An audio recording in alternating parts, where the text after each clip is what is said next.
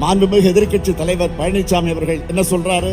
மக்கள் நல திட்டங்களுக்கு மூலதன செலவுகளை மேற்கொள்ளாம கலைஞர் பேர்ல மக்களுக்கு பயன்படாத திட்டங்களுக்கு கோடிக்கணக்கான நிதியை நான் ஒதுக்கி வர்றதாக உலகை இருக்கிறார். மக்கள் நலனுக்காக நான் செஞ்சுட்டு வர மூலதன செலவு என்னென்ன?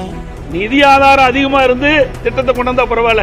ஏற்கனவே கடன் மேல கடனை வாங்கி மக்களுக்கு பயனில்லாத ஒரு திட்டத்தை உருவாக்கின்ற பொழுது மற்றவருடைய வரிப்பணம் உகுதாரித்தனமாக செலவு செய்வதை தடுக்க என்பதற்காக அறிக்கை வெளியிட்டாங்க.